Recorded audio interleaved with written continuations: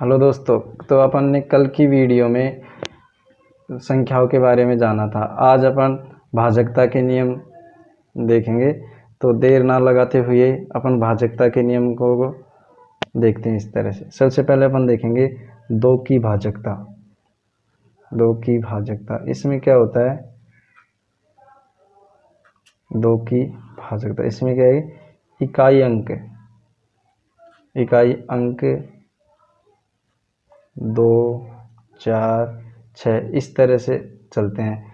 यानी जिनका इकाई अंक 2, 6, 8 ऐसे होते हैं, वे सभी अंक 2 से विभाजित होते हैं पूरी तरह। एग्जाम्पल के तौर पर अपन ले लेते हैं, जैसे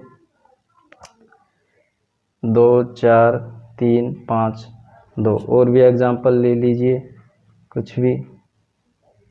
यानी कि सभी अंक 2 से पूरी तरह विभाजित होंगे।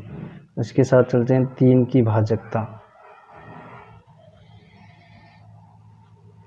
इसमें क्या होता है कि अंकों का योग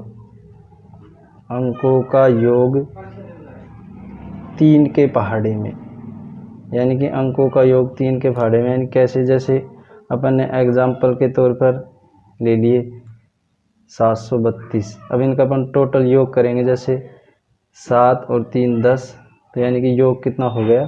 12। और 12 3 से पूरी तरह विभाजित होगा, यानी कि 4 बार। और भी एग्जाम्पल ले लीजिए, जैसे अपन ने ले लिए 2, 5, 3, 4, 1। जैसे अपन इनका योग करेंगे तो अपना योग 2 फाइनली 15 बनेगा। तो 15 भी 3 से पूरी तरह विभाजित है 5 बार। अब अपन देखते हैं 4 की भाजकता। 4 की भाजकता इसके अंतर्गत क्या होता है कि अंतिम दो अंकों में भाग 4 का,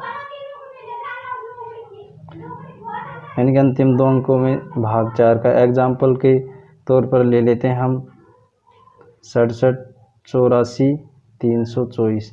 यानी कि इसमें अंतिम दो अंकों में 4 का भाग पूरी तरह जाएगा, यानी कि ये पूरी संख्या 4 से पूरी तरह विभाजित है। और अंक ले लीजिए 89, 34, 636। यानी कि यह भी पूरी तरह 4 से विभाजित है, क्योंकि इसमें अंतिम दो अंक 4 से पूरी तरह डिविजिबिलिटी है। इसके साथ अपन जानते हैं 5 की भाजकता।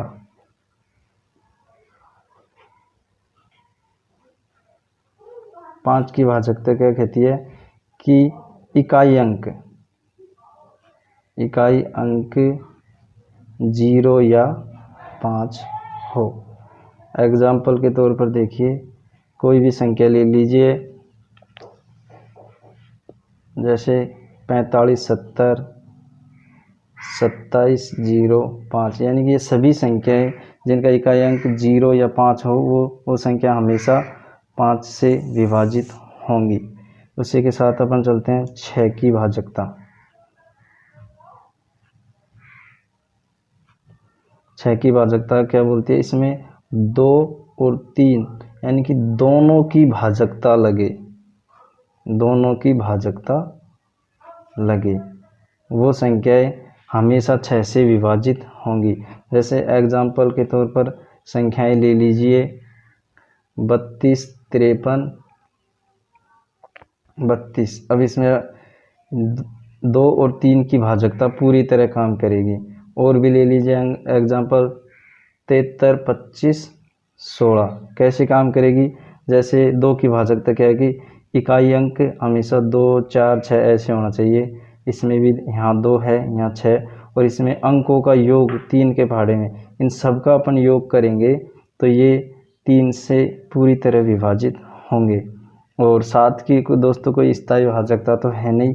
इसके साथ चलते हैं अपन 8 की भाजकता।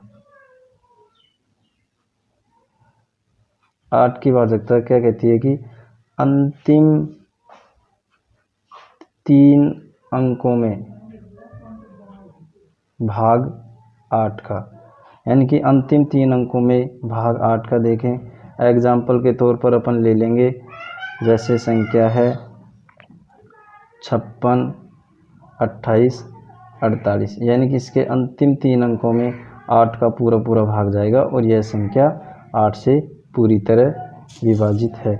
इसके साथ चलते हैं अपन 9 की भाजकता।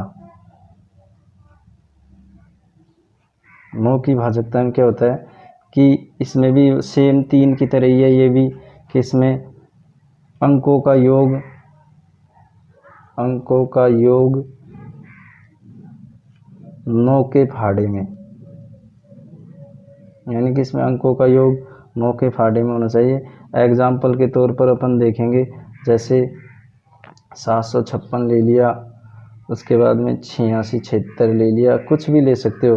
अब जैसे इनका अपन योग करेंगे 7 5 12 और 6 18, यानी कि ये 18 9 के से पूरी तरह विभाजित होगा। उसके बाद अपन ले लेते हैं 10 की भाजकता।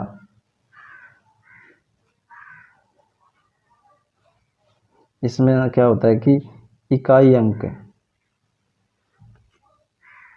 अंक 0 या 10 हो।